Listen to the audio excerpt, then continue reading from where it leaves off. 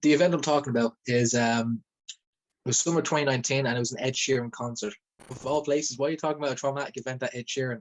Do you play a bad love song? I remember the whole thing vividly because it still rocks me to this day. Towards the end of the evening is when the accident happened. So the crowd were kicking him. It was a small group were attacking him. Now I'm not attacking anybody. I'm just putting my back to him to stop anybody else getting involved because it is just a small situation that we're trying to contain. He was out cold, so he was in immediate danger. So, because I don't know who he is, but he's after punch me in the back of the head. I could feel them coming down top of my head. I could feel them coming down my back. I could feel them. I could feel them. And boozed me straight in the face. I think there was about 8 or 9 staff members being carted off the hospital. I was one of the staff that could have fucking died that night, and nobody was there. If the theory that the universe loves us and only ever presents us with things out of love and necessity, what do you think the purpose of that scenario was in your life? Yeah, I didn't think my first interview would be talking about trauma in a clown mask, but What is the crack, everybody? Welcome back to Empty Space. Well, welcome back. I had to delete the first episode because I needed to learn how to speak about these things in a way where nobody is incriminated. Nobody's privacy is messed with. I could have worded that better, but anyway. Please don't feed the demons, they get big and you only see them. Please don't feed the demons, accepting them's the only way to defeat them. Please don't feed the demons, they get big and you only see them. Please don't feed the demons, accepting them's the only way to defeat them. Today I'm here with Chuckles Hip Hop. He's a rapper from Dublin, has been rapping for 6 years. He went through a traumatic experience, so he's going to tell us all about that. Just for the listeners, fill us in on who you are, where you're from, and what you do. So my name is Chuckles. I'm an Irish rapper from Dublin. I've been in the scene for about 2 or 3 years now. I have been rapping for about 6 years, but doing it properly for the last couple of years. 1 second there. There's a bit of interference on your mic. I'll just keep talking and see if it changes. Yeah. Okay.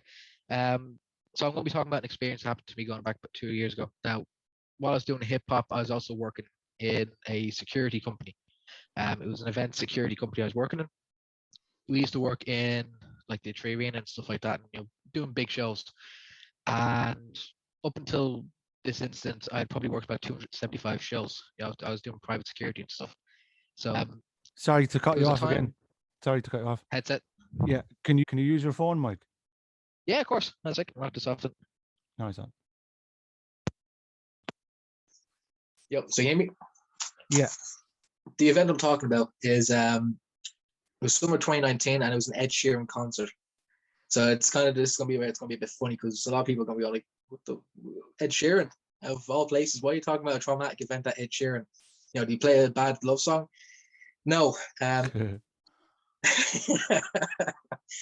It's funny when you think about it, but the event itself, it was a hard one.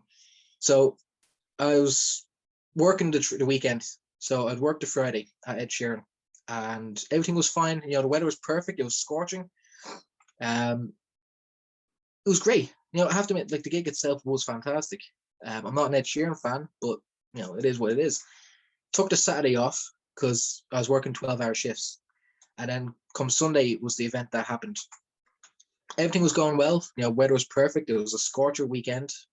Perfect can weather. Everyone's drinking, having fun. Towards the end of the evening is when the accident happened. So every gig you go to, you're preparing yourself, mentally dealing with gigs, because you never know what's going to happen at them. And especially in recent times when you had seen the likes of Ariana Grande show. Like I'd worked her show that weekend before she went over to Manchester. She was in Dublin the weekend beforehand. Yeah. And then when you see, like, that was one of these experiences where you're thinking mentally, like, okay, fuck. Because it was a lot closer to home when it happens in a gig, and especially when security was supposed to be on top of the game. It's you start thinking a lot more about those type of incidents, and the fact that you've seen so many young people at Ariana Grande in Dublin, the age group that was going to be at Manchester, and it just hit, that rocked you. Everyone that came into work after Ariana Grande show, we were briefed and said, look, everyone needs to be on top of the game. More security procedures were brought in. Security was upped since then, ever since that event happened. So anyway, getting off track. When I was working Ed Sheeran's concert, the day had been fine. I was working on one of the stands looking at the show, so I got front row tickets basically to see a show. Dealing with the public, everyone was enjoying themselves, everyone was good, everyone was well behaved. There's one or two women, I remember one or two women that were at the show who were, there was one specific woman that she was absolutely buckled. And apparently she was on the other side of the arena. We don't know how she got to our side, so we had to get her a security detail to bring her over. She was the only one. Night goes well, and we get to the end of the show. Everything's been working fine. I was escorting people down the stand because I remember the whole thing vividly because it still rocks me to this day. I was walking down the stairs. Security supervisor called me down and said, "Look, we need to form a chain to walk these people out." It was like bringing a cattle herd out. It was like a barrier security just helping you walk out, like you see at football matches. They had us form a chain to stop people from going into the standing area. So we were pushing them out towards, I think it was Ronanstown. It was one of the gates on the far side of Phoenix Park. We were standing around thinking, we're finished, we get to go home. And we spot this crowd, a huddled group for some reason. And everyone's eyes kind of started darting over, like, what's going on? And we saw a high-vis jacket on the ground. And when your man was eventually rolled over, because apparently he was actually getting his head kicked in, there's a guy in a high-vis vest. The crowd were kicking him. There was a small group were attacking him. So we all just bum rushed into the crowd and pushed everybody back to get him secure, get him safe, because he was in immediate threat. He was out cold, so he was in immediate danger. Sorry. My supervisor at the time, he spotted one of the guys that was attacking him, trying to run away with his missus, and he went and chased after him. And this is the event I'm talking about here. This is all at an Ed Sheeran concert, by the way, so just bear this in mind. The supervisor ran after this gent, grabbed him, and he was there telling him, "You're not moving anywhere until the guards have gotten to speak to you." So him and his missus went into fight mode and started attacking him. I'm the only person that's gone with him to help him. Now, I'm not attacking anybody.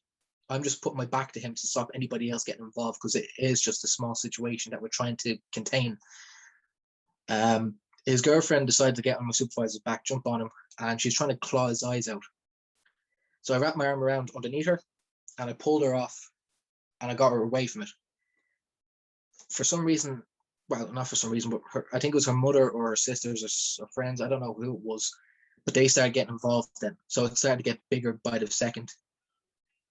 The girls they were coming at me at the time, because I'm the only one that's trying to stop them from getting close. I'm trying to keep the situation contained. I'm the only person here, by the way. The other crowd that we're with, there's a lot of security at the event because it is a big event. It's, there's 50,000 people at the show. Mm. They're all dealing with the fight that happened previously that we just ran from. And we're trying to catch one of the guys that tried to run away from it. He's a big lad. He's about 6 foot at least. But he's fighting. I'm trying to keep the girls back from attacking the supervisor and getting involved. But these girls now turn their attention to me. They're wearing long acrylic nails. They were wearing high heels. And they're coming at me trying to claw my eyes out. So I'm there trying to push them back because they are trying to hurt me at this point.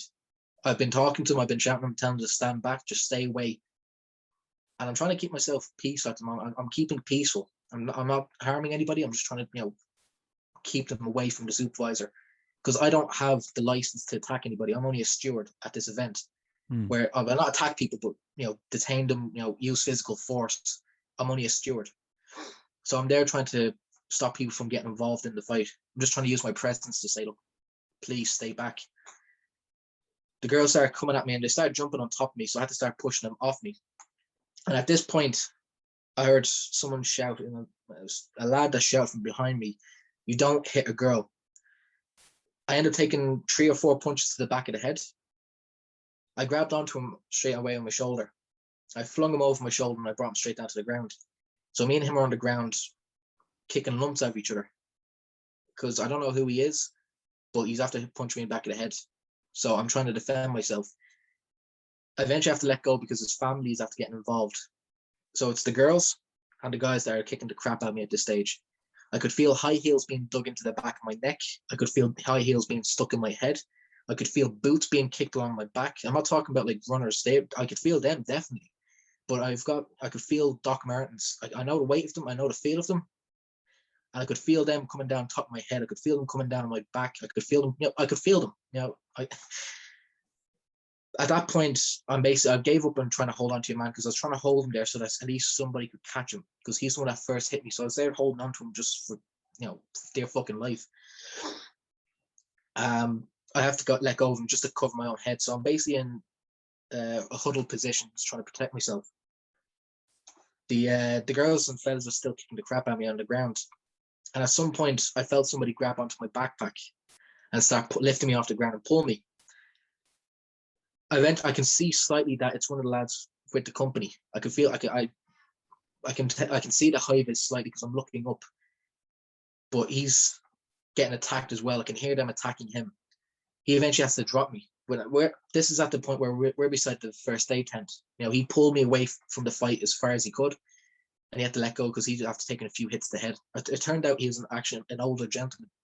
He's probably in his 50s or 60s. He's on blood thinner, so if he took any more hits, he would have hurt himself. So he had to eventually just let go and walk away. And I don't blame him for that, but he done the best he could. Now, we're beside the first aid tent. It's supposed to be neutral ground. You're not supposed to attack anybody at fucking first aid tent. I remember one incident that I don't remember seeing anyone else's face, because at the time I'm just basically stuck looking at the ground. But I know there's a lot of people now at the moment. There's a lot of them. I remember at one point I tried to look it up, and I could see this lad in a green high-vis jacket. He was about 5-6 feet away from me, but he's hiding behind a tent.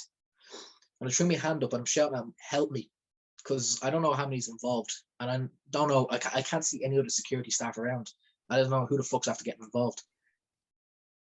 But as I'm looking up and reaching out for him, one of the guys that was attacking me runs around a security guard and boots me straight in the face. Oh. So I'm left back on the ground. So there's no point in me looking up anymore. Just I need to protect my head.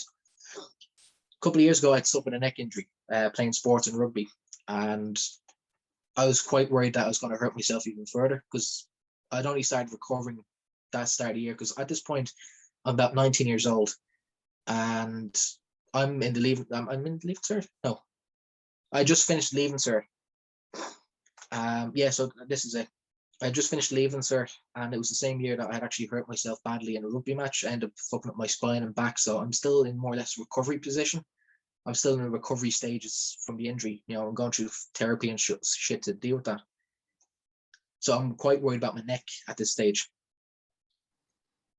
I don't know at what point, whether it was paramedics or it was members of the crowd that got involved, but I remember somebody sitting on my back, and at this stage, I'm trying to get into flight position, because fighting against the mob just was not working. So I'm like, all right, I need to get the fuck out of here. So I'm trying to stand up, but someone's kept pushing me down. And I kept trying to swing over my shoulder to try and get off me. I was like, I'm fucking freaking out here. I need to get the fuck out. So I'm swinging at the guy that's on my shoulders. He's sitting on my back. And I'm there trying to swing over him. But I'm in so much pain in my neck and my body. And like, I can't deal with anything. So I started screaming out just for assistance. I'm calling for help. I don't know at what point it was, but I ended up getting flipped over, and I ended up taking a punch at a paramedic. And it was man kind of just looked at me stunned, and he must have seen that I was fucking terrified, because two other paramedics came over and they held me. They kept me from swinging at them any further. Sorry, just. It's all right, man. It's all right. Anyway, paramedics there, and they assessed me, and he says, "Are you hurt?" I said, "I can't fucking move my neck because it's stiff. It's hurt me." So he gets a neck. He holds my head still. He says, "Do not move. Just stay still." And they cut me on my uniform just to see if there's any other damage. At this point, I can hear the rest of the staff. I'm friends with a lot of people in the company, and a lot of them I could hear them screaming, because all they've seen is just me being flipped over and kept still, especially after they've seen me getting the shit kicked out of me. A lot of staff were only coming over as well at the same time. So a lot of them, once they heard about the incident, and they're coming over to give assistance. So it's supervisors and other staff that are basically, they've been cleared. They're coming over to help with the big fucking ruckus that happened. And by the time they got over, a lot of them from what they've told me after the event, it was probably a couple of weeks afterwards, but all they saw was me on a stretcher, not moving. And a lot of them had actually basically just fucking cracked. A lot of them were just crying. A lot of them were traumatized by that, because nobody had actually seen that event happen in such a long time, or there hasn't been such a fight like that, where I think there's about 8 or 9 staff members being carted off the hospital. But it was never mentioned, it was always said that the Ed Sheeran concert went off with no issue. There was fucking issues. There was a lot of them. That event should not have gone away the way it should have. But like, I don't understand why they were that vicious in the get-go. We don't know why they attacked the first guy. Out of all the staff, I was the one that got the worst of it. The guy that was knocked out cold, I met him in the hospital because I was sitting in the hospital bed, still stretchered, and he had a concussion. He had a severe beating, but he was walking through the corridor, and he didn't look the best. He had the death stare. You could see that his brain had been rocked, so he was walking around. But I remember going back to that night, the event in the field. When the paramedics flipped me over, they cut me in my uniform to make sure I was okay, and they loaded me onto a stretcher.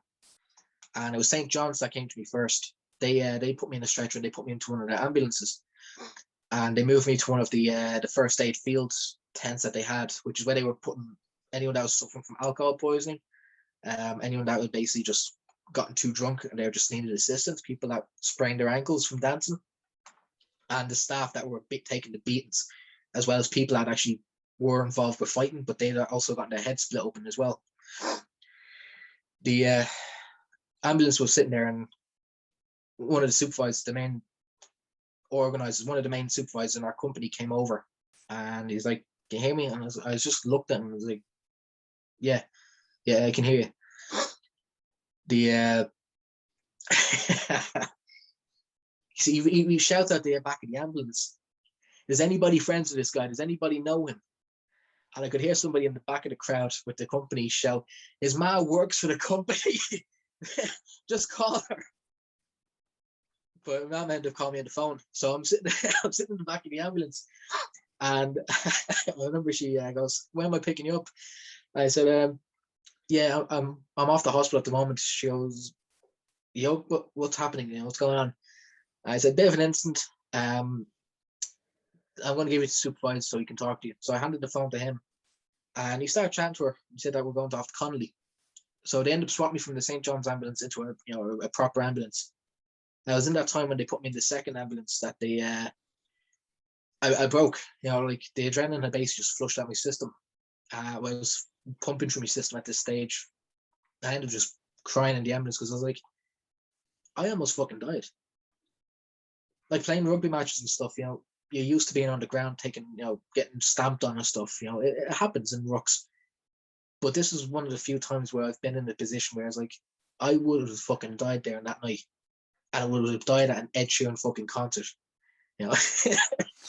Thinking back to it now, it's funny, like thinking back and if it was on your tombstone, like how did you die? You died at an Ed Sheeran concert.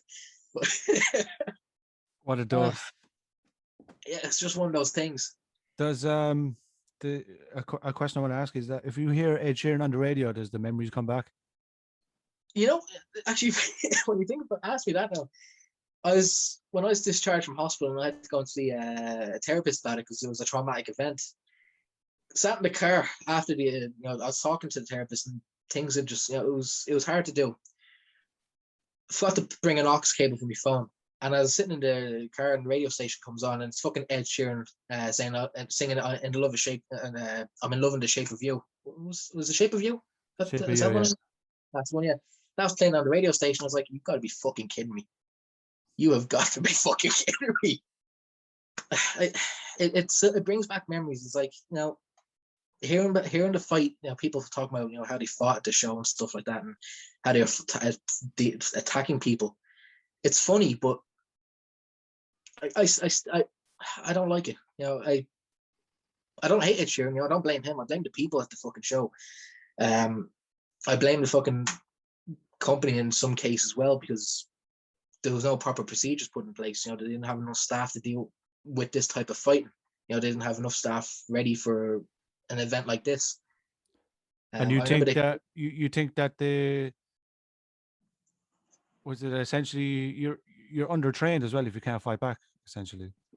well, I'm allowed to, like, you're not supposed to fight back, but you are supposed to fight back, to defend yourself. But I didn't know that I was actually allowed to, throw punches. They never trained me in that sense. I was basically only a steward. We're not meant to attack people. I don't have a PSA license, so I wasn't actually meant to be physically involved in anything. They had teams set up like that.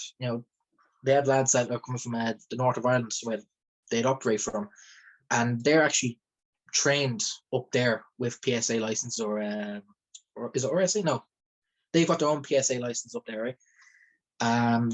They're trained to be involved in heavy fights, but they didn't respond to me when I was getting my head kicked in. So that made me question, like, why the fuck did you guys not get involved? You guys are trained for this situation. Why didn't you help me? I could have died in the fucking thing, and yet you're standing around doing nothing. Did they answer you? No, they didn't answer that bit. It was it's just things that come to mind afterwards, thinking, like, why weren't you there?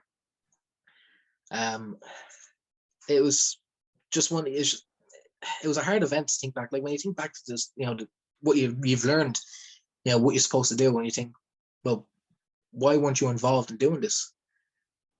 I remember when they asked about paying for hospital bills and stuff like that, because the company was from the north. They were confused, like, why do you have to pay for a hospital? Like, because we pay for it down here. You guys might get free up there, but we need to pay for it. They covered the bills eventually, but I had to pay for it first, because they didn't know they actually had to cover hospital bills. So you had to pay for it and then get reimbursed? Yeah, that was it. How long did that take? About 2.5 weeks, maybe 3 weeks afterwards. Oh, that's not so bad. It's not too bad. It's not the worst, but it's like, it's still inconvenient. Like, why do I have to pay for it when I got attacked on my fucking shift? You guys are the ones that are looking after me. But now, like, there are things that come to mind afterwards, like, why was there not enough staff for this? Like, why wasn't there proper security procedures put in place? Where were the guards to get involved in this? They're driving around in fucking is the, what do they call it again? The public order unit. The lads that walk around, hang out the side of a van. Where were they when this happened? This would have been a situation that would have gone over all the radios. Everyone would have heard. A riot has broken out at the side of Ed Sheeran going out to Ronanstown. Fucking go in there.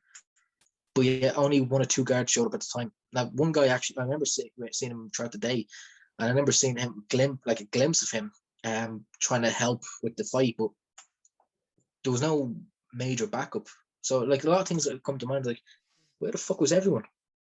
Like, I was one of the staff that could have fucking died that night, and nobody was there. And I was one of the younger staff as well. I was among the young staff. Like, there was probably about 8 or 9 of us that were in, like 18, 19, 20, and everyone else is 25 onwards. So I was one of the younger staff. I remember one of the supervisors was saying to Mom that she had nightmares for a couple of weeks afterwards, because she saw me, on a stretcher being carried off, and she had no idea if I was alive or dead. Like, staff were fucking traumatized from seeing that moment, because a lot of them were, close enough with me, and they saw me getting carried out.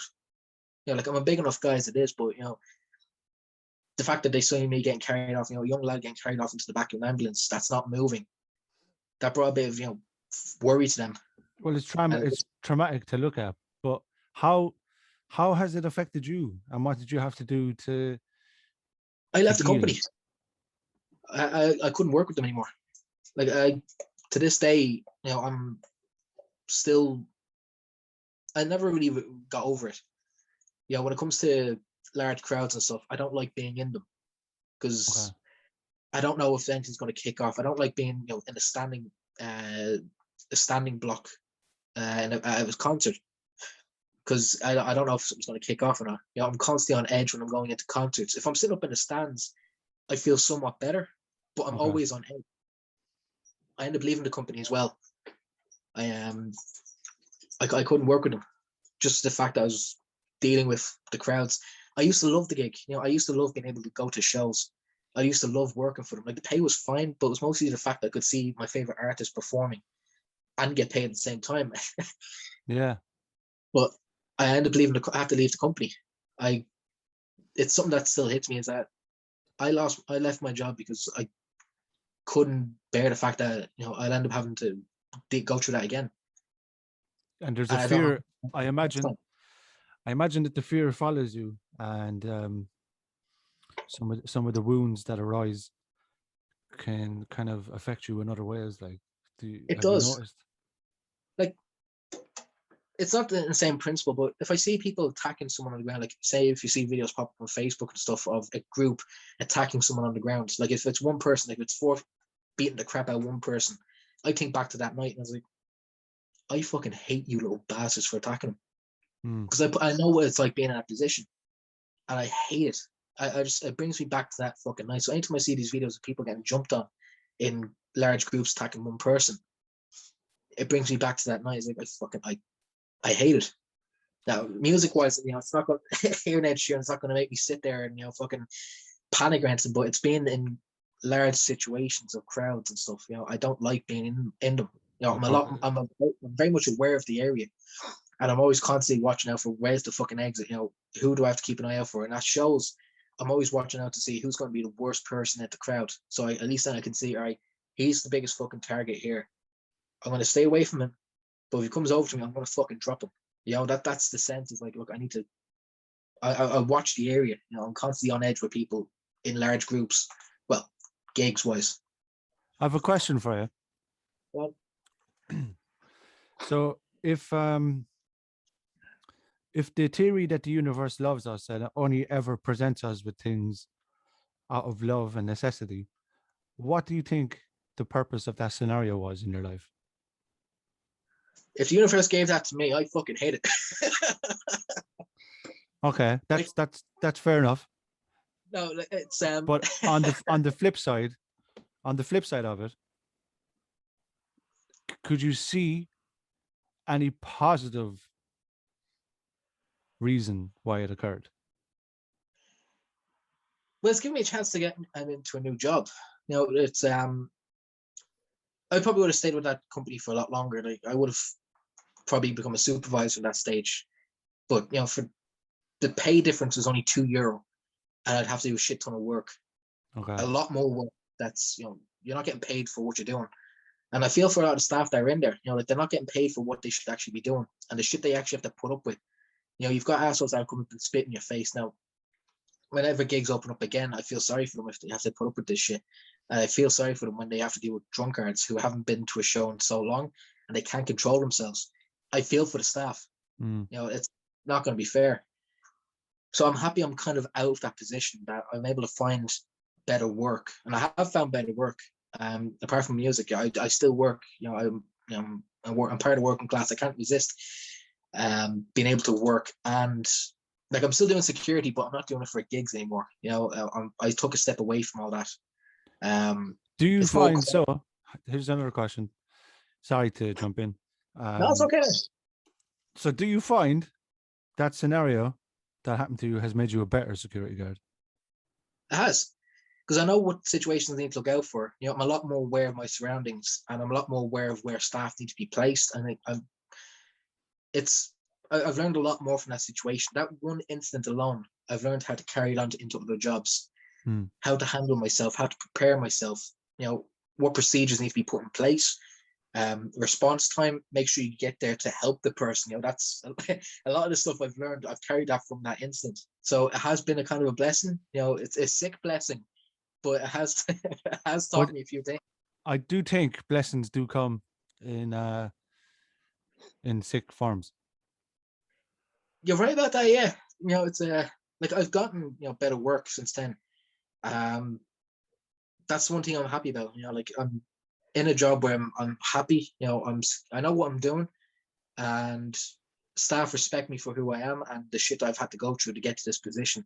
So that's one thing I'm happy about the place I'm at now, and the fact that, you know, I've brought my own experience into the new job. I can't say what job I'm in, but they brought the experience they brought from there into the new job. They've learned a lot from me, and I've learned a lot from them. But when it comes to dealing with crowd security and security procedures, I brought a lot more with me into the job, and they're happy to have me involved. because they didn't have to train me from the get-go, how to deal with security procedures, how to look after somebody. I was already brought my experience with them. Even though I wasn't properly trained with that previous company, Mm-hmm. I still had the experience that I learned from working throughout the job. I learned on the job, and I learned, a very hard way as well at the same time. But that is probably the best way to learn, because what I feel like now, it's heightened your senses. That you're hitting the button right there. It's heightened your senses, and with that heightened sense, you see more. It's only like opening a third eye. Yeah. One beating left me. A severe beating made me realize I could. Started making me look at the bigger picture. Looking around the area a lot quicker. If I had looked back on that night, I might have been able to see when your man was going to attack from, because it was just an off-guard attack. Mm. I would have probably caught him beforehand, but I turned my back on him. That was one of the problems. I look back and I was like, I fucked up on that end. I should never have turned my back. I should never let my guard get that open for someone to jump in and get my back, because I should have known better. But that's looking back in the past. I can't change the past, but I can change the future for myself. 100, man. Yeah, exactly. Like you can't go back and defend yourself now, but you can do it in the future. Exactly. Like I hate the company in some aspects, but I do miss it at the same time. Like I do miss the the crowd. I miss working with colleagues I used to love working with. Yeah. Because a lot of them were old timers. Like a few of them were working in their 50s and 60s, but they're great to work with. They had a great experience. Like they weren't like a racist old fella. They were actually decent people to work with, and nobody ever gave them an issue working in the crowds. Even when I was working shows, the only time I hated working shows was at comedy shows or somewhere where someone said, "Look, you can't have flash photography." No, I hate those things. The shows where they said you can't take photographs or videos. I'd be like, why the fuck not? But that's the only time when I actually have to deal with somebody. But that Ed Sheeran moment, that gig, that taught me so much about the company that they replaced me not too long after. And it exposed flaws in their model, let's say. Pretty much, yeah. Or it exposed flaws in their treatment, or how they've taught out about how to handle scenarios. Like that's, yeah. Like I haven't spoken to anyone in the company for a long time. Like it's just as soon as I changed jobs, I kind of lost touch with a lot of them because I wasn't seeing them today, and talking to them, just wasn't exactly the same. But from what I recall, I think about 8 or 9 staff left the building. Some just retired because they're just at their age, and some of them left the job because after the shit I went through, they're like, if that can happen to him, and nobody's gonna fucking jump in and look after his ass, they ain't gonna do it for me either. So why the fuck should I stay around? Yeah. And you're supposed to be able to look at your staff and go, you got my back, I got yours. That's the way it's supposed to be. But I don't know what the story was. It was just, I think the lads that were from the security team that were from the north, they just didn't want to get involved. Whether it was because I'm from the south, whether they have that grudge between us, I don't know what the story was. But they weren't reluctant, they weren't encouraged or enthusiastic about jumping in and looking after, helping me, getting people off my back. Even though they're trained for that. That's their job. That's so they didn't do their job essentially, which is a pretty mystery. much, yeah. And because of that, I'm now still suffering with fucking the memories of getting it beaten. Like for a long time after that, I'd be having nightmares. I end. There's a couple of times, I end up waking the whole house up just from a terror dream, fucking terror attack. Fuck. But I remember being at the bottom of the pile again, getting my head kicked in. It's just, it wasn't fun. It's something like you can still remember. You can still vividly remember to this day. And it's still in your pain body. Essentially, it's in your kind of would you say it's in the pain body, which is the invisible field around you in which your memories are stored. So this is my lefty understanding or interpretation of energy and stuff, but it's still within your memory, and of course that would come up every now and again. But a question I want to ask is, are you doing any treatment or any therapy? For me, I tried therapy a long time ago.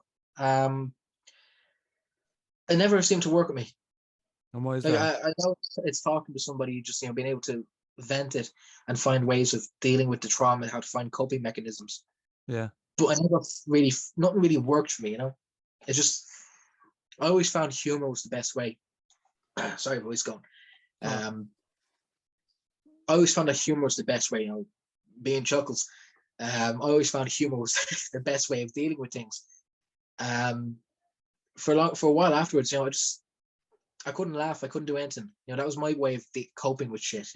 Regardless of how traumatic it was or how bad things were in my day, even through depression. Humor was my best way of dealing with shit. And after that beating, I was like, it's not even worth cracking a smile for. I'm not finding anything funny. I'm not happy anymore. I wasn't me for a while after that beat. Yeah. I can relate. There's no way of being able to laugh at that. Looking back now, I can laugh at a couple of stories I've been told. Like, I remember there's a lad that he's fucking high tower. He's a 6'2" lad working the job, and he had his own instance. He was actually involved in the fights where people were attacking him, and he was just telling me that when he ended up getting tired of having to push them back and keep them safe, and someone clocked him across the jaw. He said, "Fuck it," and he just started laying into them. They're below him. So he was basically just coming in and hitting them. Like, there's stuff like that I can laugh at. Thinking back, it's like, well, since I'm not with the company anymore, fuck it, these stories are funny. But for a while afterwards, I wasn't finding anything funny. I couldn't really enjoy myself. I couldn't enjoy going to gigs because I was just constantly on edge. I'd worry about myself, but I'd worry about whoever I was with as well, because I'm like, I don't want you going through that shit either. Like, I could feel they could feel that something wasn't right with me at shows. I'd be fine going into the venue, but as soon as they're beside me at the gig, they're like, "You okay?" I was like, "Yeah, look, I'm fine." I'd be enjoying the show, but I'd be constantly darting my eyes around the place, like, "All right, who the fuck do I have to worry about now?" And nobody would be causing a problem, but I'd look like the crazy asshole sitting in the crowd, like, fucking, who's next? Like, what? Obviously, but to me, that there is an example of responding to the present moment through a trauma. Yeah. And I think a lot of us do that. I personally believe that the more aware you become and the more acceptant you become, or the more access to wisdom you can have, or the more you can understand life itself, and the deeper relationship you can accumulate with life and wisdom and understanding, the easier it is to accept stuff that has happened to you because of a perspective shift. Does that make sense? Yeah, no, I get you. Because I eventually accepted, like, look, it happened to me. There's nothing you can do with it now. It's just it's time that you have to start moving forward, start moving on with your life. Like, I'll still remember it, and I'll still be able to vividly remember the fucking thing. I can still remember from the time I woke up that day, because it's going to stick with me for a long fucking time. From the time I finished the show, by the time I was walking down the staircase, I remember how the staircase sounded, how the smell of fucking Orchard Thieves was stinging the air. No, or Heineken, sorry. The fact that there was weed floating around the place, and you could see in people's eyes some fellas had been snorting coke. You could remember all this shit. Can you do you recognize do you recognize when you feel or when you remember it that sometimes the response to it is lesser? Yeah. Have you seen that happen over the years, that like the initial response was absolute fear, and have you seen that get lesser and lesser each time? It has been. Like, there'd be times where I'd be, my legs would be fucking rocking. Like, it would be an uncontrollable moment, the moment I would start recalling it or speaking about it to somebody, I'd be finding a way just to, distract myself. I'd end up finding my legs would be tapping the fucking floor, or I'd end up be tapping something, or my body be kind of on edge, trying to talk about it. Because it's basically just remembering, the event itself, it's getting reliving it again, like, yeah. Yeah, like the adrenaline's pumping through. I can start to feel the adrenaline pumping through me as I fucking remember it. But it's not good adrenaline. It's not something that's going to say, we're going to fight them back. Like, I just want to get the fuck out of here. Sorry, go on. But now that I've kind of started to accept that, it happened. I'm not finding that I'm not getting the adrenaline flowing through me as much. I'm not on edge about it. Like, I'm happy to talk about it. I'm not exactly a fan of talking about it, but I'm happy to discuss it and say, look, this is what happened to me at the fucking show. And I advise people, like, anytime they're going into doing security or doing private security, even if it's only summer work, do it so with the knowledge in mind that it's not going to be, sunshine and rainbows all the time. You don't let your guard down at these fucking things. You still need to be on edge. Because one moment you let your guard down just at one moment, you could end up taking a fucking side punch from somebody or a sneak attack from someone just for no fucking reason, just because you're wearing a high-vis jacket. It's stuff like that. There'd be so much going on. Like, if just to touch on you saying that it's getting lesser and lesser, do you feel then that you will get to a place eventually where you can remember it without having any fear attached? Yeah, I think it's going to be a long time before I start thinking of it. Like, it'll be a long time before I start thinking of it as something that's not going to be keep me on edge when I talk about it, or something that's going to bring back muscle memory and think, all right, I need to gear up. It is going to take some time. They say time heals all wounds. The scars still remain. That's the problem. But the memory's still going to stick with you. The feeling will stay with you, but it's going to be lesser and lesser each time. Yeah. Because I have like some little traumas, all right. And it took me a while to realize that I would actually be getting triggered by events I actually didn't realize. But I did witness the feelings getting lesser and lesser and lesser each time, which then led me to believe that, okay, there will become a time where I can actually fully relive that without those feelings of fear. I'm like, so that another perspective is going to arise that eliminates that fear and fills in the picture. So I won't actually be traumatized by that anymore. It's not something that's going to keep you on edge when you're fucking dealing with it. When you talk about it to people, you're not going to feel the same emotion. You're going to just be able to talk about it as if it's nothing. It's something. I'll give you a story that it's kind of different, but still relates to traumatizing. I traumatized myself, essentially. It was at a point of my life, so it'll sound funny, right? But it was actually a traumatic experience. I was at a point in my life where I was really, really depressed and really isolated and really low, whilst also at the same time performing shows.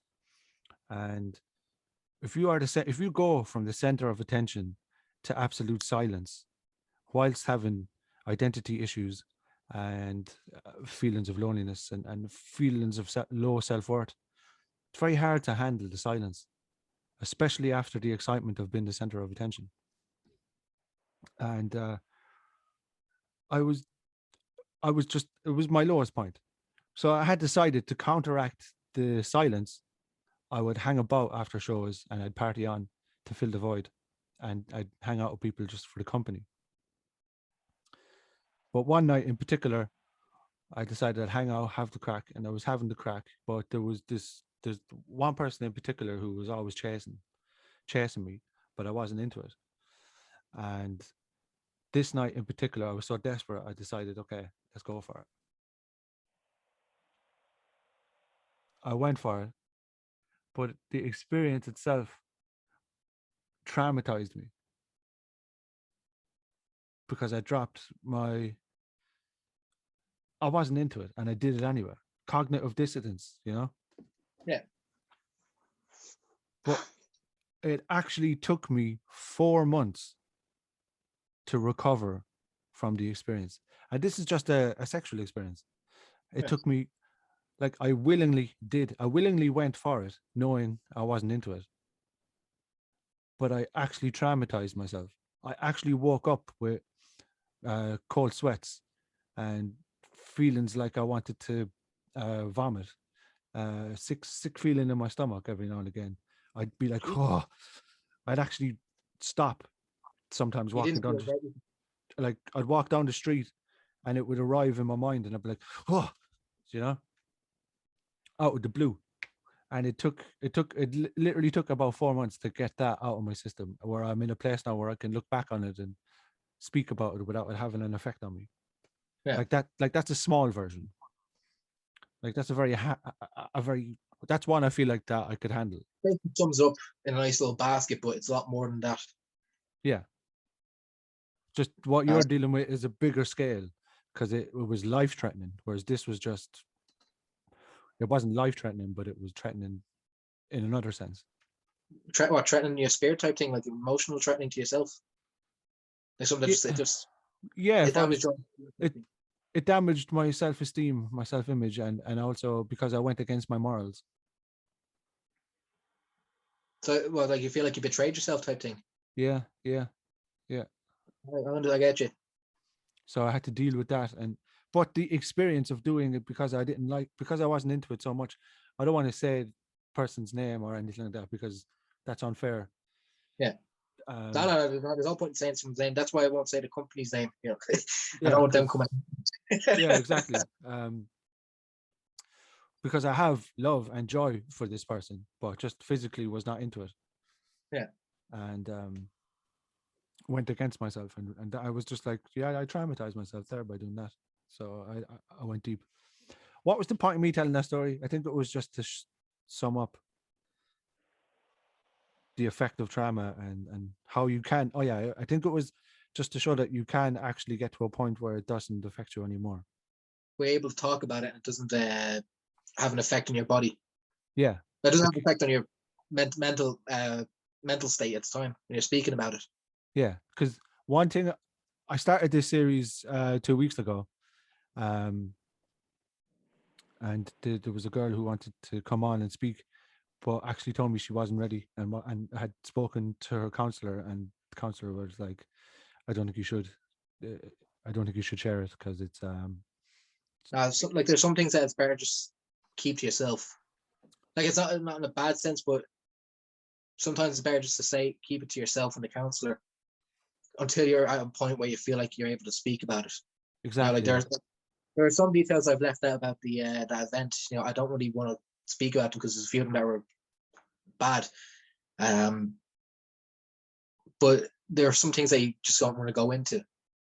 It's just it's feeling because you're not ready. Like it's. I can speak about the event. I can speak about the details leading up to it. I can speak about some of the impact of it and some afterwards, but I don't want to speak about it in detail because either I'm not ready for it or the person listening to it is not ready to have that to deal with. Yeah. They're not mentally prepared to listen to that whole fucking story. And it's better to leave it alone. It's like listening to a fucking veteran talking about his time in the war. He'll only speak about, using certain operations, or he'll talk about doing some shooting, but he won't say the whole fucking detail. They won't say it because they know that people aren't ready to listen to their stories. There'll be no time that a veteran can talk about their time, whether it's a World War II vet, a Vietnam vet, or a veteran from Iraq or Afghanistan. The ones that are from those time periods, they might be able to speak about it a bit easier because they're coming in from a new generation. Like they're in a younger generation of people that actually listens about mental health. Whereas the older vets, they won't speak about it because either that's the way they're raised, that nobody will be able to handle that fucking mental state or listen to that story without being traumatized themselves. So there's things that are just better not to say. What I was going to say is I need to wrap up now because I need to go and prepare dinner. I need to go put the dinner on. But thanks for having me to speak about this. It's a change. I didn't think my first interview would be talking about trauma in a clown mask, but very entertaining. Not the trauma, but the whole thing. It's class. But before we go, is there any advice that you'd like to give to anybody, or is there any message you would like to put out there into the world? Yeah,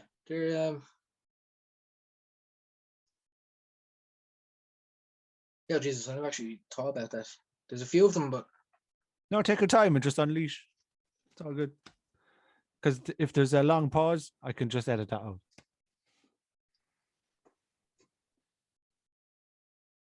Whatever you're going to do it with your heart. That's the best way of looking at it. Whatever job you're in, do it with passion.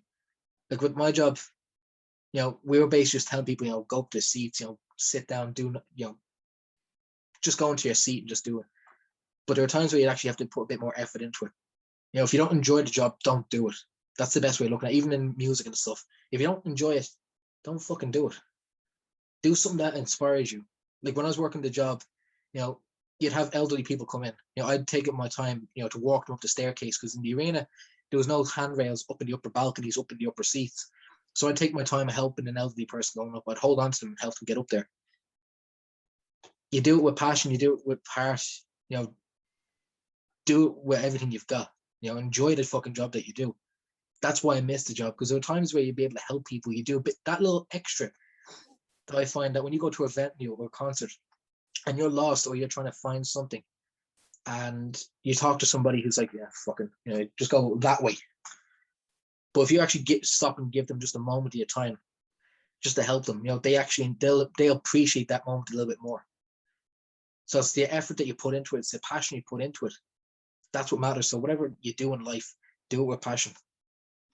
I love it, boy. And what I would like to say as well, though, what I get from you, my guy, and the trauma experience is that I really think you were born to be a leader in that industry and change things for the better. This is what I'm getting from how you're speaking of it and what I see you've learned from it. So you have to be aware of what you do. That's, you know. So I really hope that you can flourish, or you probably are flourishing like that. The only time will tell. You know, like I'm still young enough in the job. You know, like I'm only 22, but I've learned enough experiences from this shit. You know, I've when I first went into the job, people were like, you know, they'd be chatting away to me. I used to go into the job with a shaved head and everything, and they'd always think I was in my 30s or 40s talking to them. And I'd end up saying, look, I'm only 20. And they'd kind of just, you know, they'd double take and go, what the fuck? What? An old head on young shoulders, boy. Hey, pretty much. Just plug your Instagram there. Tell people your Instagram. So my name is Chuckles Hip Hop. If you're looking for me on Instagram, if you're looking for me, just look for the clown logo and you'll find me on all platforms. Yeah. We are all class. It's just a journey to the Y. Don't forget to like, share, and subscribe. Yurt. Please don't feed the demons, they get big and you only see them. Please don't feed the demons, accepting them's the only way to defeat them. Please don't feed the demons, they get big and you only see them. Please don't feed the demons, accepting them's the only way to defeat them.